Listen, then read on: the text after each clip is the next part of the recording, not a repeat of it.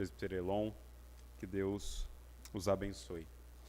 Queridos, vamos ler um texto no primeiro livro dos Reis de Israel, capítulo de número 1.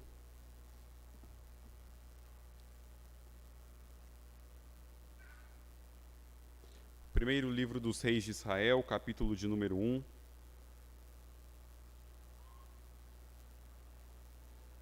Nós estaremos lendo do verso 1 ao verso de número 4.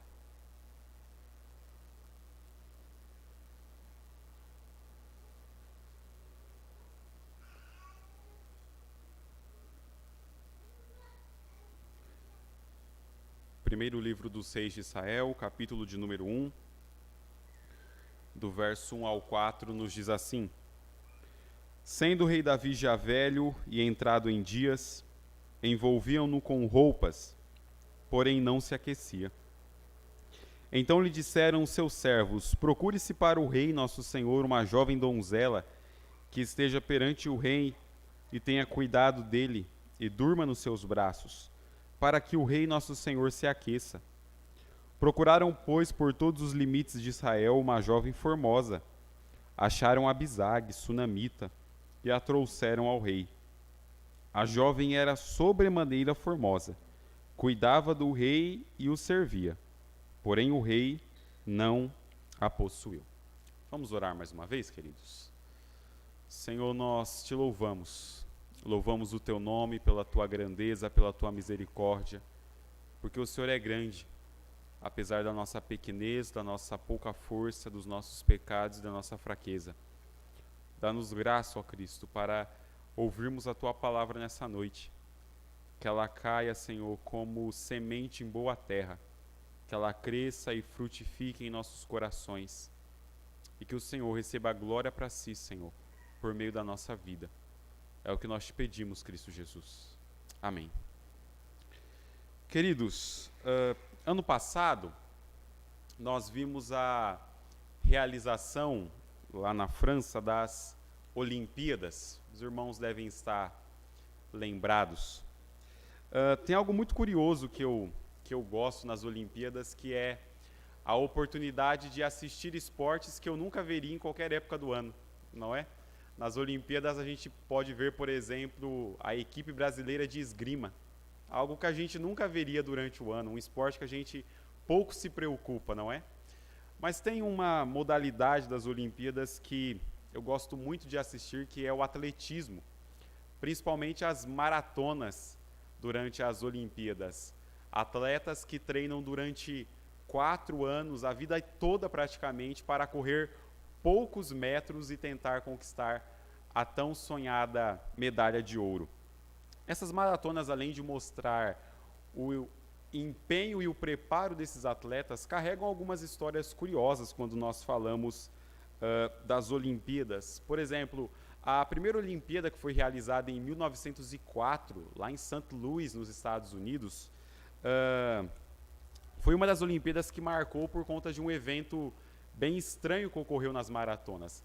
Naquela altura, a organização do evento era praticamente amadora, eles ainda estavam aprendendo a como gerir as Olimpíadas, e durante a maratona você tem relatos de que tinha um carro de boi passando na pista, você tinha cachorro correndo, você tinha criança brincando, tudo isso no meio da competição, tudo isso no meio das Olimpíadas ocorrendo. E a história vai dizer que tem um competidor, que era um cubano, chamado Félix Carvajal, que ele estava correndo durante as Olimpíadas, a maratona, e ele simplesmente sentiu fome durante a corrida. Ele viu então perto ali dele uma loja que vendia maçãs, ele parou, comeu algumas maçãs e deu o azar de comer algumas que estavam estragadas. Ele então se deitou debaixo de uma árvore para passar aquele enjoo das maçãs estragadas e acabou dormindo no meio da competição, no meio da corrida. Ele levantou, vai dizer a história, quando ele acordou, voltou para a corrida e ainda terminou em 4º lugar a competição. Parece uma história inventada, né, queridos? Aquilo que você fala que é impossível de acontecer, mas de fato isso ocorreu.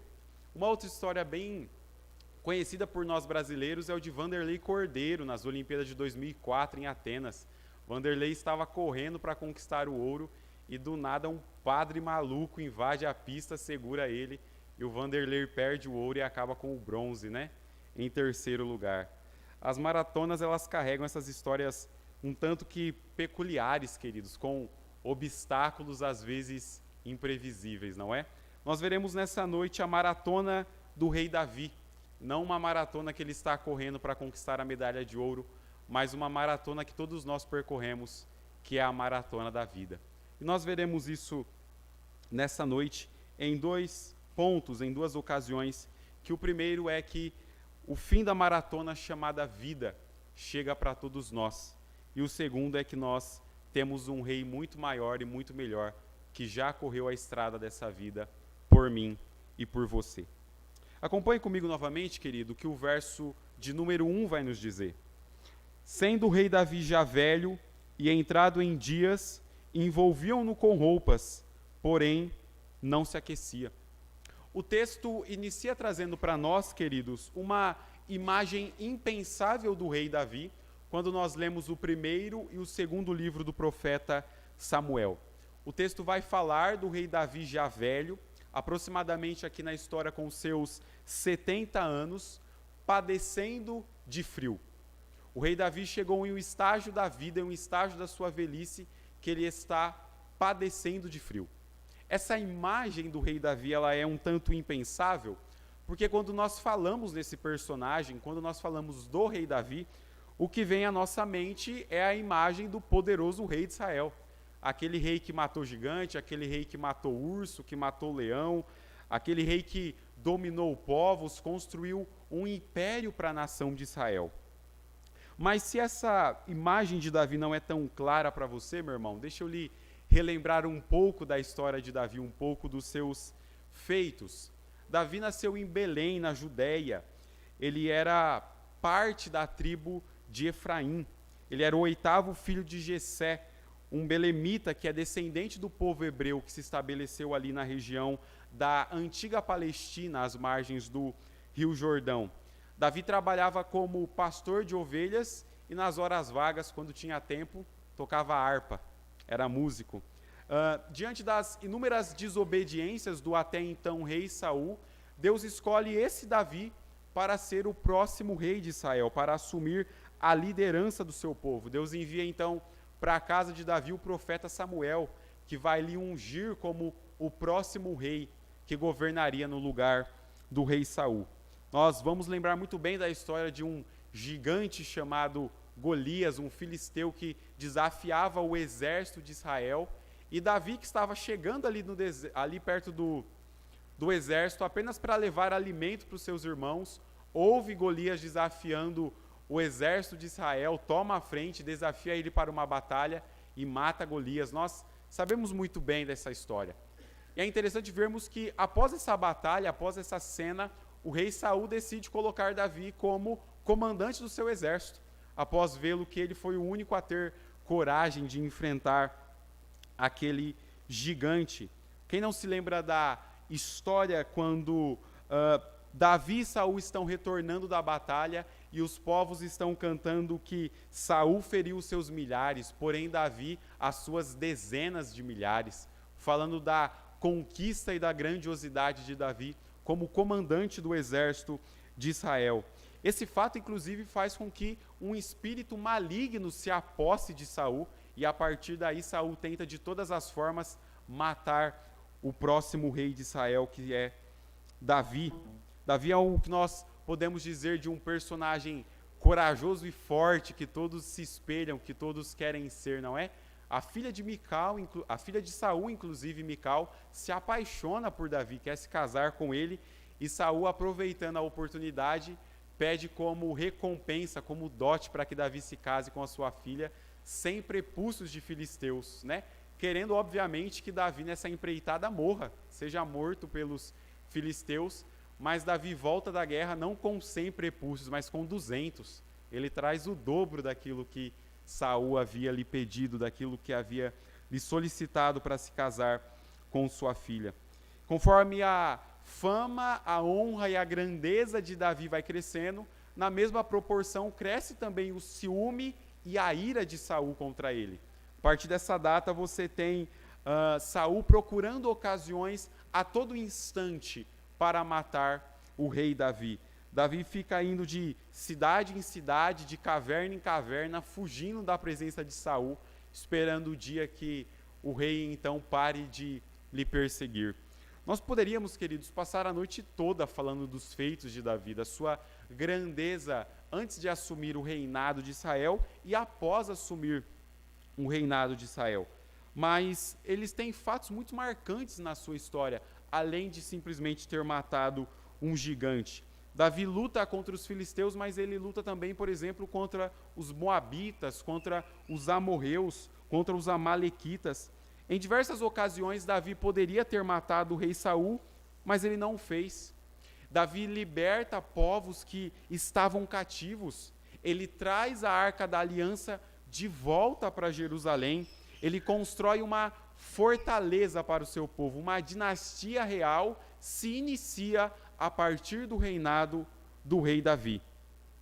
Mas como nem só de bons momentos tem a história de um homem, nós precisamos lembrar também que esse mesmo rei Davi peca contra Deus, mata Urias, toma a sua esposa Batseba, fato esse que faz inclusive que o filho desse adultério morra, trazendo depois consequências para o rei Davi, como ver seu filho Aminon abusar da sua filha Tamar, ver depois o seu filho Absalão matar seu filho Aminon, e ver depois o seu filho Absalão tentar tomar o seu trono, numa espécie de golpe de estado, e ver depois Absalão ser morto pelo comandante do seu exército, Joabe.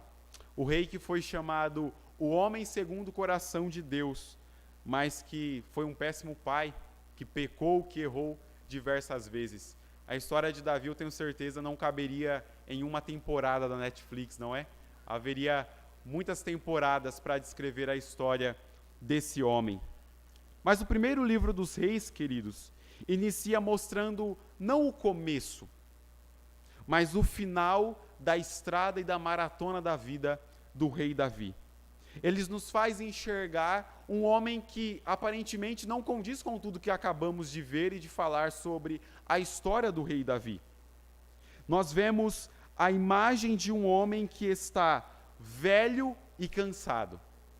Quem imaginaria no reino de Israel um homem que matou urso e leão, agora não consegue se aquecer, não consegue em seu próprio leito, em sua própria cama, se aquecer do frio e padece de necessidades devido à sua velhice.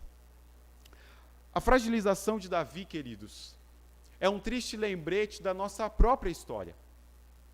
O fato de Davi estar velho, cansado, sem conseguir se levantar da cama e padecendo de frio, é um lembrete da minha e da sua vida.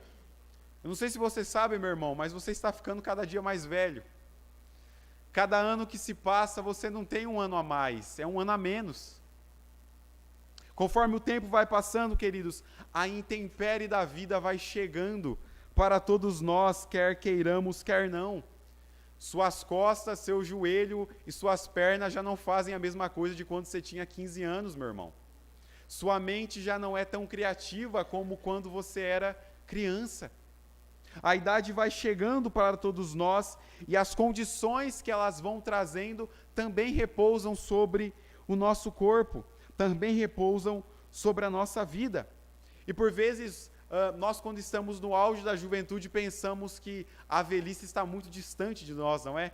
Pensamos que os 60, 70, 80 anos ainda estão muito longe, mas eles estão mais perto do que nós pensamos ou do que nós imaginamos.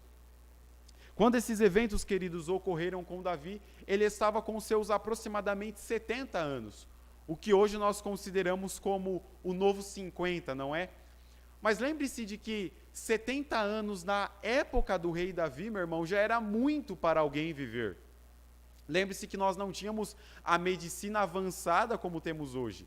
Não tínhamos tanto conhecimento sobre os benefícios de fazer uma atividade física, ou de comer regularmente, ou de médicos, ou de remédios que estão à nossa disposição. Se alguém chegasse aos 70 anos, já era considerado alguém que tinha vivido muito, alguém que tinha vivido toda uma vida. Mas o rei Davi chega nessa vida, meu irmão, chega nesses 70 anos com a situação caótica que seu corpo carrega pelo enfado do tempo, pela intempérie da vida. Isso nos faz pensar, queridos, que isso tem chegado e chegará para todos nós. Um dia, meu irmão, a nossa audição ficará mais fraca, a nossa vista ficará mais escura, o membro dos nossos corpos ficarão mais cansados e mais débeis, nossa mente ficará cansada, nos lembrando que essa estrada chamada vida, meu irmão, essa maratona da vida ocorre em um mundo caído e quebrado pelo pecado. Alguns de nós, queridos, infelizmente sofrerão com pressão alta, com diabetes, com problemas cardíacos, e outros terão ainda doenças muito mais graves. Deve ser por isso, meu irmão, que o autor de Eclesiastes vai nos dizer para nos lembrar do nosso Criador dos dias da nossa mocidade, antes que viessem os maus dias, antes que viessem os dias maus, os dias da nossa velhice, que nós olharíamos e dissesse, não temos contentamento em Cristo. Existe uma banda de rock britânica, meu irmão, muito antiga, chamada Pink Floyd. Ela tem uma música chamada Time, Tempo, em que eles irão retratar o aspecto da vida sendo passada, da vida correndo. E nessa música tem um trecho que eles falam assim: o tic-tac vai marcando cada momento de um dia morto.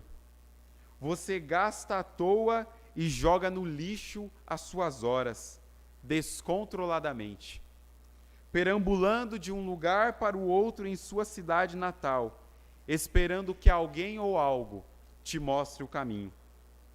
Cansado de tomar banho de sol, de ficar em casa vendo a chuva, você é jovem, a vida é longa e há tempo para desperdiçar. Até que um dia você descobre que 10 anos ficaram para trás.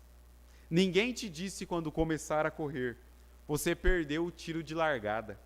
E você corre e corre atrás do sol, mas ele está se pondo, fazendo a volta para nascer outra vez atrás de você.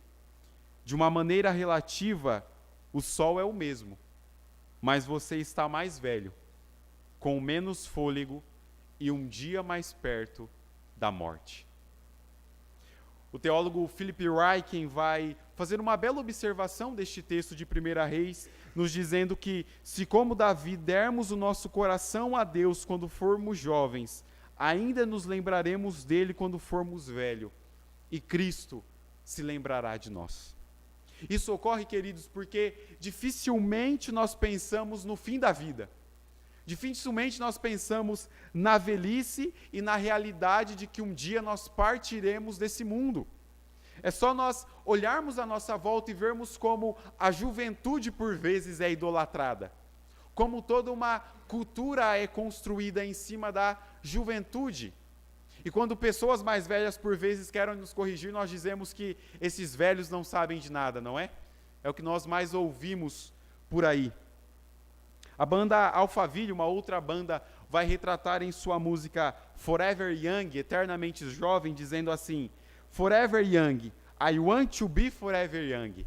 Eternamente jovem, eu quero ser eternamente jovem.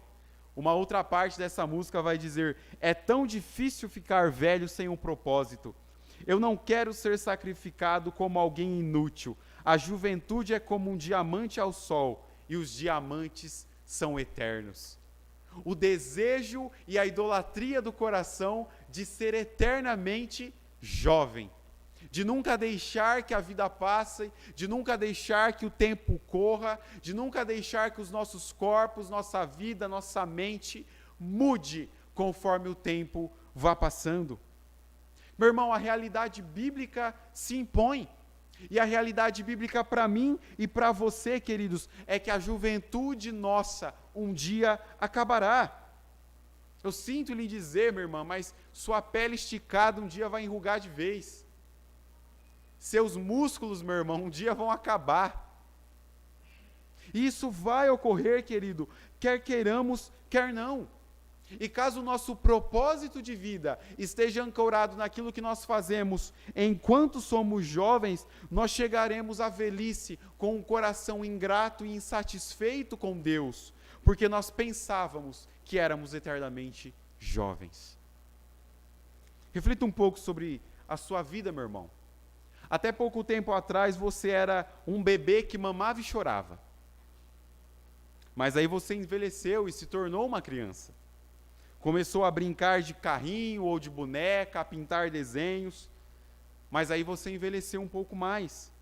Começou a ir para a escola, foi alfabetizado, começou a aprender sobre os animais, sobre as estações do ano, que 1 mais 1 é igual a 2, e que antes de P e B você usa a letra M. Mas aí você envelheceu um pouco mais, meu irmão. Se tornou adolescente.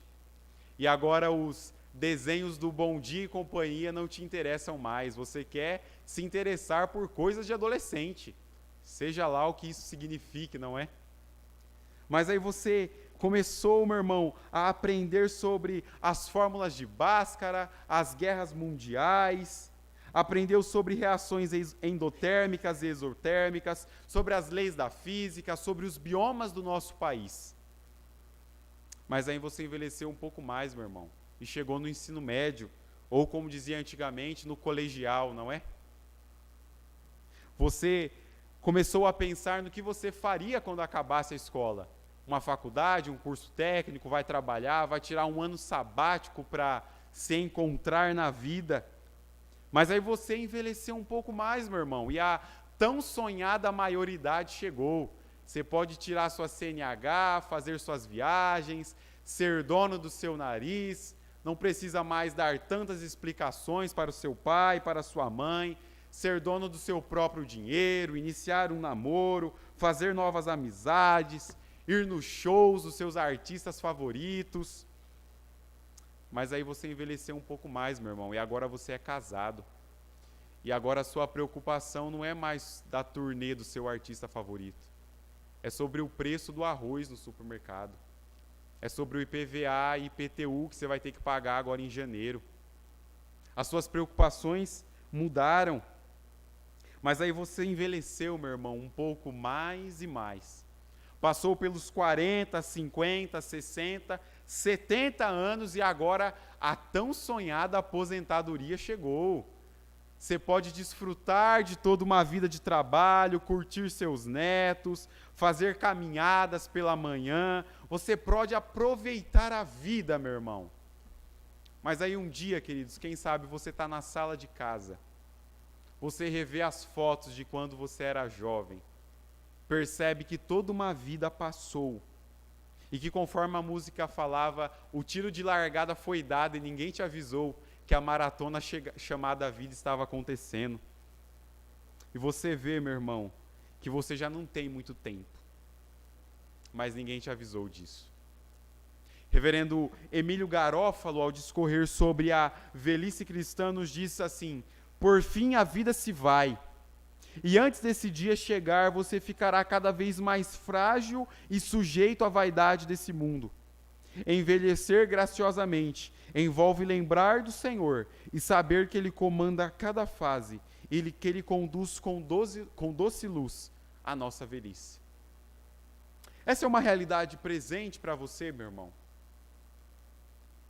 De que a vida está passando, quer você queira, quer não. De que o tempo está correndo, meu irmão, e que as intempéries da vida vão chegando para cada um de nós. De que os tempos vão mudando, as estações do ano vão passando, e você vai ficando cada dia mais velho, cada ano mais velho, cada vez mais sujeito à intempérie dessa vida, com a realidade de que um dia você partirá desse mundo. Essa realidade é presente no seu coração, isso se faz presente em sua mente, e você vive a vida a construir tesouros nessa terra para glorificarem a Deus, não apenas deixar vaidades deste mundo dominarem o seu coração, mas a juntar tesouros no céu, onde nem a traça e nem a ferrugem podem consumir. Essa realidade é presente no seu coração. A história continua, queridos, a partir do verso 1, e nós somos levados a ver a morte próxima de Davi, suscitando indagações não apenas sobre sua vida, mas também sobre seu reinado, o que nos leva ao segundo ensino desse texto, que nós precisamos de um rei maior e melhor. Acompanhe comigo os versos 2 a 4. Então lhe disseram os seus servos: procure-se para o rei nosso senhor uma jovem donzela, que esteja perante o rei e tenha cuidado dele, e durma nos seus braços para que o rei nosso senhor se aqueça. Procuraram por todos os limites de Israel uma jovem formosa. Acharam Abisag, sunamita, e a trouxeram ao rei. A jovem era sobremaneira formosa, cuidava do rei e o servia, porém o rei não a possuiu. Diante das inúmeras tentativas frustradas, meu irmão, de aquecer o rei Davi, eu fico aqui imaginando, não é? Eles tentando aquecer o rei Davi com os diversos tipos de roupas, de cobertores, de edredom, mas a velhice de Davi, o seu frio, nada o podia aquecer. Nada era suficiente para lhe fazer se acalentar diante daquele frio que ele sofria devido à sua velhice. Os servos de Davi têm então a ideia de trazer uma donzela, uma moça que vai servir diante de Davi e lhe aquecer, que vai se deitar com o rei e lhe aquecer diante daquela situação que ele estava. Eles fazem então uma espécie de Miss Israel, não é? Procurando a mais bela donzela que pudesse servir ao rei Davi. E essa era uma ideia, meu irmão, muito recorrente no reino de Israel e na região. A ideia de que você transmitia calor humano para outra pessoa, que você se acalentava, se aquecia por meio de outra pessoa. Eles trazem então Abisag, uma sunamita, uma jovem formosa que vai assistir diante de Davi, que vai trabalhar diante do rei com o objetivo de lhe aquecer, né? Abisag serviria como uma espécie de aquecedor humano para o rei Davi. E essa decisão, queridos, suscita muito mais perguntas do que respostas. Por exemplo, onde está Batsebe e as demais esposas do rei Davi nesse momento de morte? Onde estão as esposas que não estão com o rei Davi no seu estágio final de vida? A Bíblia não vai nos relatar, mas Deus o sabe o que elas faziam neste momento. Mas o detalhe do texto, queridos, é que nem mesmo uma jovem formosa pôde aquecer o rei Davi diante da debilidade do seu corpo. Nem mesmo uma jovem formosa o pôde aquecer. Quando o verso 4 diz que o rei não a possuiu, demonstra que a situação de Davi era crítica ao ponto dele não desejar nem mesmo a mais bela mulher do reinado de Israel. É uma situação que mostra o rei Davi prostrado perante a certeza de que o fim da sua vida está próximo, de que a maratona chamada vida está prestes a terminar e que o rei Davi vai cruzar a linha de chegada. Pense por um minuto, meu irmão, que a situação de Davi não interferia exclusivamente na sua vida. Ele era o rei de Israel, ele era a representação de Deus para aquele povo. A morte de Davi suscitava questões não apenas pessoais, mas suscitava questões nacionais, em todo o reinado, em todo o reino de Israel. Davi era a figura simbólica da espiritualidade daquela nação. E a pergunta que fica é: após a morte de Davi, Israel continuará louvando ao Senhor? Será que Israel continuará seguindo ao Deus de Abraão, de Isaac e de Jacó após a morte do rei Davi? Lembre-se, meu irmão, que se o rei fosse idólatra, o povo também seria idólatra. Mas se o rei seguisse as leis do Senhor, o povo também seguiria as leis do Senhor. E no decorrer dos livros de Reis, nós podemos ver como isso foi verdade para a nação de Israel. Como reis que faziam o que era mal, toda uma nação seguia os seus exemplos, ao passo de que reis que faziam o que era bom perante o Senhor, toda a nação também seguia os seus exemplos. Mas o rei Davi está agora morrendo, meu irmão, esperando seu coração parar de bater e seus pulmões respirarem pela última vez. E a pergunta que alguém pode ter feito em Israel é: o que será que vai acontecer da nação? O que será do povo de Deus quando o nosso líder partir? Nós vemos no livro de Juízes o que ocorre quando o povo não tem liderança. Como o povo, quando deixado ao seu bel prazer, simplesmente se entrega às vaidades e às luxúrias do seu próprio coração. Israel continuará amando o Senhor, Israel continuará lutando as guerras do Deus Altíssimo, o povo de Deus saberá viver sem o seu líder Davi, o legado que Davi deixou será lembrado. Queridos, isso é algo importante para a nossa vida, pois por mais que apreciemos a nossa liderança, sejam os pastores da nossa igreja, sejam os presbíteros, os diáconos, os nossos pregadores favoritos, nós precisamos ter em mente que eles não são eternos e que um dia a liderança deles sobre nós irá acabar. E o que ficarão, meu irmão, serão boas lembranças de um legado de dedicação, amor e serviço em prol do Evangelho e do crescimento do reino de Deus. Muitos crentes, meus irmãos, e muitas igrejas sofrem crises de identidade com a perca de um de seus líderes. Muitos crentes perdem a sua fé quando o seu pregador favorito falece, quando o seu pastor já não lidera mais a sua igreja. Não entenda errado, querido, eu não estou dizendo que nós não precisamos de líderes fiéis que amem a Deus e que honrem a sua palavra. Nós precisamos. Mas nós precisamos entender que essa liderança não é eterna sobre nós.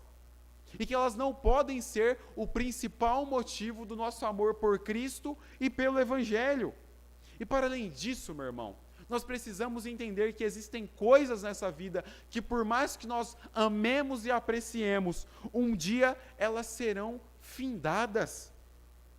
Alguém disse, meu irmão, sabe, uma vez que nós saímos de casa pela última vez para brincar com os nossos amigos, e nós não percebemos isso. Um dia, meu irmão, a lan house que você ia fechou, virou uma sala vazia. Um dia, meu irmão, você colocou pela última vez o seu e-mail e senha lá no Orkut, no MSN. Mas esse tempo findou. Um dia, meu irmão, os seus amigos de infância cresceram e talvez você perdeu contato com a maior parte deles. Existem coisas na vida, querido, que nós iremos fazer e realizar por uma última vez. Um dia nós sairemos da casa de nossos pais ou saímos da casa dos nossos pais e um dia a porta da casa deles se fechará para nós, quer queiramos, quer não. E deixa eu lhe falar algo, meu irmão, que para nós parece até distante e impossível. Um dia essa igreja, meu irmão, vai realizar seu último culto. Um dia, meu irmão, o último sermão será pregado neste púlpito. Um dia a última criança será batizada. Um dia nós nos reuniremos por uma última vez. Mas essa é a estrada da vida, meu irmão. Nos mostrando que o tempo está correndo, nos mostrando que as coisas estão acontecendo, tendo início, meio e fim. E isso precisa, queridos, ser uma verdade no nosso coração, pois essa verdade ela é terrível e maravilhosa ao mesmo tempo. Ela é terrível porque nós não queremos que aquilo que nós mais amamos acabe, mas ela é maravilhosa ao mesmo tempo, porque seria aterrador viver eternamente em um mundo caído e quebrado pelo pecado. Todos os reis de Israel, meu irmão, morreram. Saul, Davi, Salomão, Roboão, Jeroboão, Josafá. E por mais belo que tenham sido seus reinados, por mais belo que tenha sido a sua liderança sobre o povo de Deus, por mais conquistas, vitórias, tesouros e riquezas que os reis de Israel puderam ter acumulado, queridos, todos eles chegaram ao fim da sua vida, nos mostrando por contraste que nós precisamos de um rei maior e melhor, que nós precisamos de um rei infalível, que nós precisamos de um rei imortal, um rei superior. E Jesus Cristo, meu irmão, que é da descendência do mortal Davi, da tribo de Judá, morreu e ressuscitou para reinar para sempre sobre os nossos corações, meu irmão. Este é o rei e reino que nós precisamos, governado por aquele que jamais morrerá, meu irmão, que nunca deixará o seu trono vazio para um próximo assumir. Jesus Cristo, meu irmão, diferente de Davi, não terá os seus ossos e sangue gelados por conta do tempo. Jesus Cristo não precisará de roupas nem de uma bela jovem para lhe aquecer, meu irmão. Jesus Cristo não sentirá o peso da velhice e nem as intempéries da idade.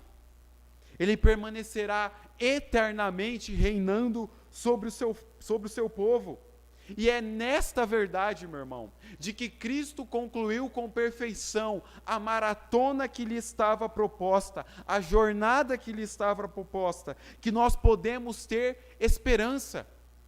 É na verdade, meu irmão, de que Cristo concluiu com perfeição o seu caminho, a maratona da sua vida, que nós, eu e você, podemos agora ter esperança, apesar de vivermos nesse mundo mal, caído e quebrado pelo pecado. Apesar da idade, apesar das doenças, apesar das aflições, apesar das angústias, apesar das adversidades e apesar da realidade de que um dia morreremos, nós podemos ter esperança porque Cristo morreu e ressuscitou. Nós podemos ter esperança, meu irmão, porque Jesus Cristo não será vencido pelo tempo, Ele não será vencido pela velhice, Ele não será vencido pela morte, Ele não será vencido pelas doenças. Nós seremos vencidos, Cristo jamais. É essa a esperança que repousa no teu coração, meu irmão. Essa é a esperança que repousa em sua vida. Jesus, escrevendo aos seus discípulos em João capítulo 14, vai dizer: não se turbe o vosso coração, credes em Deus, crede também em mim. Na casa de meu pai há muitas moradas, e se não fosse assim eu não vos teria dito, vou preparar-vos lugar, e se eu for e vos preparar lugar, virei outra vez, e vos levarei para mim mesmo, para que onde eu estiver, estejais vós também. Essa é sua esperança, meu irmão? É nessa esperança que você repousa no dia mau? É nessa esperança que você repousa, meu irmão, quando aquela doença já se sobressai sobre o seu corpo cansado? É nessa esperança que você repousa, que o nosso Cristo está vivo e Ele nos dá esperança para viver, apesar da adversidade da vida e do tempo que nós temos. É na esperança de que Cristo venceu. E quer queiramos, quer não, meu irmão, caso Cristo não volte, um dia todos nós estaremos deitados em uma urna fria, meu irmão, com os olhos fundos, a pele flácida, os dentes amarelados e as pessoas à nossa volta chorando a nossa partida. É o fim da estrada da vida, meu irmão. É o fim da maratona que Cristo nos propôs a correr. E coloque em seu coração, meu irmão, minha irmã, que por mais terrível que seja essa realidade, aquele que tem poder sobre a morte jamais será vencido. Cristo venceu a morte, meu irmão. O puritano Joe Owen certa vez disse que a morte morreu na morte de Cristo. E que Cristo agora vive e reina eternamente. E nisso nós podemos ter esperança, meu irmão. Tem um autor chamado Nathan Wilson, que escreveu um livro chamado Morrer de Tanto Viver. Ele faz uma bela reflexão sobre o tempo e a morte, dizendo o seguinte: nós nos fizemos sujos e corruptos, e Deus nos amaldiçoou com a morte, como uma mãe amaldiçoa seus filhos cheios de barro com um banho quente. Sua maldição engole a nossa. O tempo marcha conosco até a morte, e juntos ele nos esvaziam as mãos. Mas há um homem, ali do lado do túmulo, coletando toda a nossa sujeira, esvaziando mais que as mãos, esvaziando o coração e a mente e a alma. Ele acumula um fardo, como ninguém mais. Ele correu a sua própria corrida. Embora seja o Filho de Deus, ele caminhou pelo tempo. Por 3 décadas ele correu na direção da morte. E quando a alcançou, pôde dizer o que todos nós mortais jamais poderemos dizer: está consumado. Nenhum de nós, queridos, fará coisas grandiosas como Davi fez.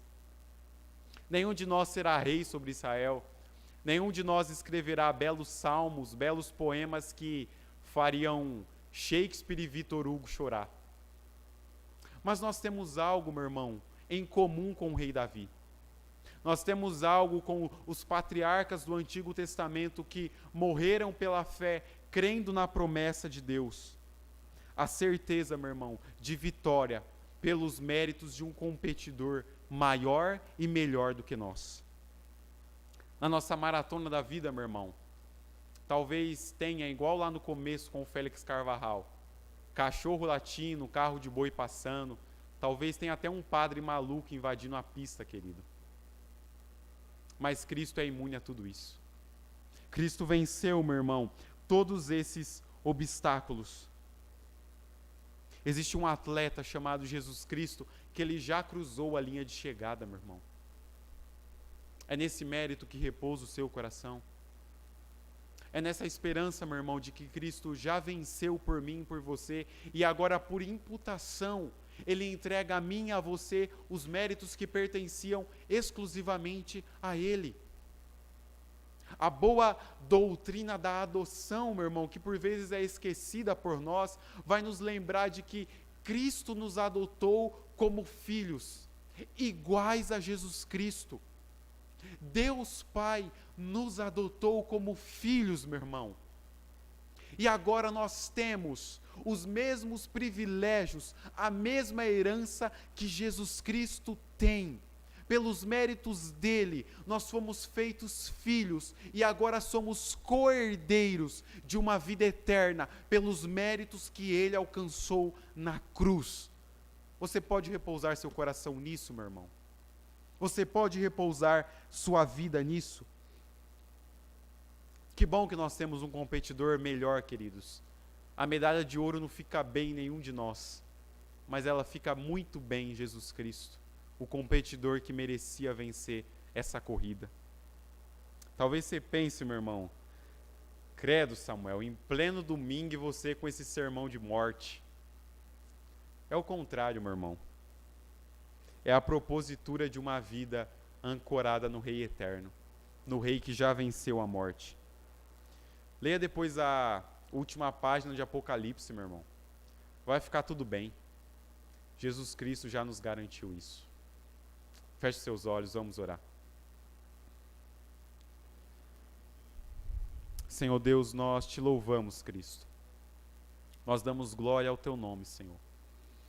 Porque apesar da nossa falha, apesar de corrermos a maratona dessa vida, ó Cristo, ciente de que um dia ela acabará para nós, nós podemos ter esperança, Jesus. Esperança não nos nossos méritos, esperança não nas nossas obras, esperanças não na nossa sabedoria, na nossa riqueza, no nosso conforto. Nós podemos ter esperança naquilo que o Senhor fez. Nós podemos ter esperança, Jesus, porque o Senhor venceu a maratona dessa vida. E ao vencê-la, Cristo, o Senhor garante que agora a nós, que fomos feitos co-herdeiros juntamente contigo, os méritos dessa vitória. Obrigado, Jesus. Pois por mais que a realidade da morte seja iminente a nós, por mais que ela seja imediata, e por mais que esse seja o destino de todos nós, se o Senhor não voltar, nós podemos ter esperança numa vida eterna, que o Senhor garantiu a nós. Era essa esperança, ó Deus, que o rei Davi nutria. Dê a mim, dê aos meus irmãos nessa noite, ó Cristo, a fé para termos a esperança de que por mais que padeçamos e soframos nessa vida, existe uma eternidade para além daqui, Senhor, aonde o Senhor enxugará dos nossos olhos toda a lágrima, aonde não haverá mais tristeza, aonde não haverá mais dor, aonde não haverá mais doença e aonde não haverá mais morte, Cristo, porque nós viveremos eternamente contigo. É por essa verdade, Senhor, que nós ansiamos, almejamos e esperamos. Dá-nos graça para isso, Cristo. Em nome do teu Filho Jesus. Amém.